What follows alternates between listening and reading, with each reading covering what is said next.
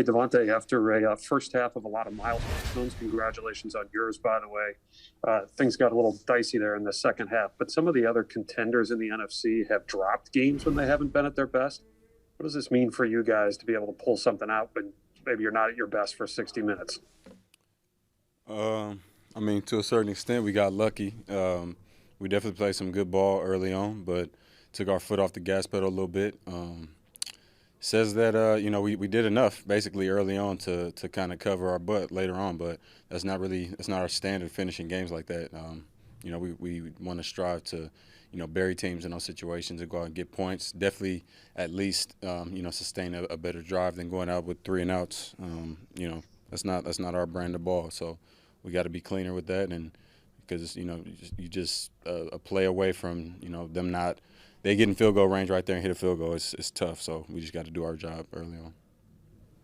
Rachel Hotmeyer. Hey, Davante, what does it feel like to know that your chemistry with Rodgers, that connection is now historic, breaking that previous record with Jordy Nelson? It's awesome. It's just a test to the type of people we are. Our coaches over the years putting us in great positions to go make plays, and then just capitalizing on it. We're both two guys who don't get complacent. We always find a way to continue to push the envelope and push other people around us, and just keep getting better. So we're not done yet. Mike Spofford. Hey, Davante, when you have as big a game as you had there, how much does that last drive bother you? I mean, it's tough, but it is what it is. We came out with it. Obviously, we wish we would have been able to, make that last play. I got to make that play. It's tough. The ball was in the line of the light the whole time, and I literally couldn't see the football until it dipped out at the very last second. So, great ball. I mean, ran a good route. Just sometimes you don't get so lucky with some of them. So it's tough, but it is what it is. We got it done. Jason Wilde. So, Davante, when you win a game, you have to be happy, right? Even if it doesn't look as good as you want. But is this the kind of win? I don't want to call it a refocus win, but your defense had some troubles, obviously. You just talked about the play that you had the ball in the lights. You talked about some of the mistakes you guys made. How can this be useful to you going forward if you're a Super Bowl team? I can't speak for the defense so much. One of those guys will be able to answer better about what's going on over there. But for us, it's a mixture of capitalizing, finding a way to make it work when everybody knows what you kind of have to do at the end of a game. But in certain situations, and obviously, Matt will probably say the same thing. But just like I said, keeping our foot on the gas pedal and just sticking to what got us in the position, where we kind of built up a decent cushion to begin with. That's part of it, but just the execution. You gotta finish it out, and everybody gotta take a great look in the mirror and just figure out what it is exactly that kind of puts us in these positions. I don't want to say time after time, but multiple different times this season, and make adjustments. Rasul Douglas is headed to the Zoom room. Go ahead here, MK Burgess. Davante, speaking of Rasul, you said in Arizona that you couldn't believe that he had been on a practice squad. He's now come up clutch with you for so many games. What can you say about just what he's done for the team this season? Not enough at all. He's one of the greatest. I mean, the thing that I would say first, and people don't know as much because he's so quiet and he hasn't been a superstar in this league per se until now. I mean, when you see what he's about now, and I think it's pretty safe to say that he's a superstar at the cornerback position. But he's a great dude more than anything, man. Humble.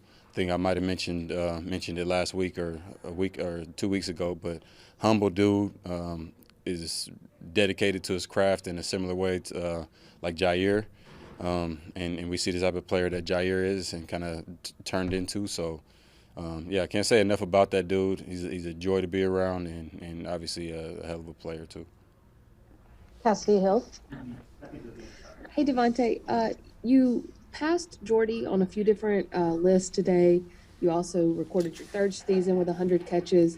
I'm just curious, when you first got here, did you write down any sort of goals or look at the record book and say, this is where I want to get to or this is the ones I want to reach? No. I'm chasing myself at all times. I want to be a better me than I was the previous week or the previous day. So it got nothing to do with any of that other stuff. I'm honored, humbled, all the above to be able to be in a position where I can join some of these names and, as far as production. So it's obviously a very humbling, thing to be a part of. But, for me, it's just keeping my head down and letting that stuff, I let Tom tell me after games or throughout the week, where I stand in terms of some of the records. But, yeah, I definitely need to open up the record book to see what was going on. I just kind of see it as it happened and kind of enjoy it for a night or two and then, move on and get ready for the next one. Rachel Hotmeyer. Davante, I noticed you down on one knee, looked like you were praying after your first touchdown of the day. What are your thoughts in that moment of celebration? What are you feeling? Well, that was specifically for Marquez. He's dealing with something. I'll let him, at any point if he wants to or if he doesn't, share what that is. But I just wanted to send a prayer out for him because he's obviously not being here is tough for him, and then what he's going through is pretty tough too. So that's really all that was about. I definitely talk to the man before games, after games, and I'm doing that. But that prayer was specifically for him, though. Jason Wilde. Davante, this isn't major insight, but it sure makes you guys a much better team when you have the guy you have at quarterback. Baker made some pretty tough throws that turned into interceptions. How different is it knowing that rarely, if ever, is your quarterback going to put you in a bad spot, and how much of an advantage does that give you guys? It can. I haven't been in a position where I've had a quarterback that can, put you in tough spots. Not saying that that's what Baker does at all, but having a guy like 12, it just allows you to play so much more, or not so much more, but so much faster.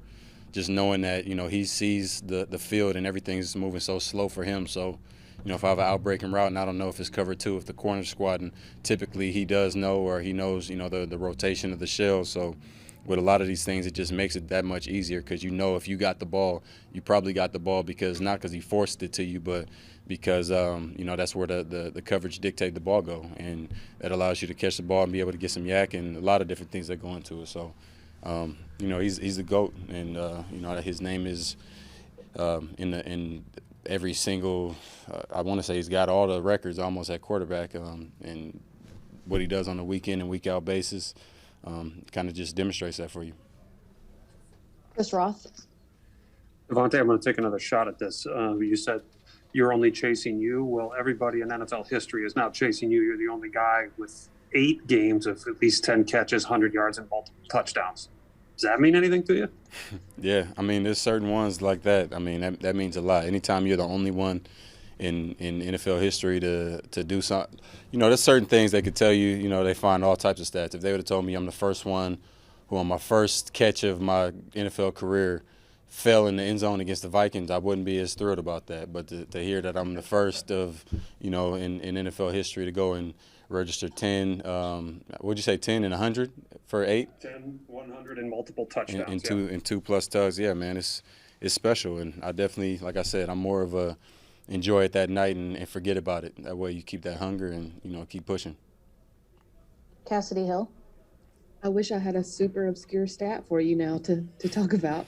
But Alan Lazard was talking earlier about how much the touchdown was a moment of gratitude for him just because of the different obstacles he's gone through to get to that point. How have you seen him sort of grow and insert himself into this receiver unit and become such a big part of it since arriving?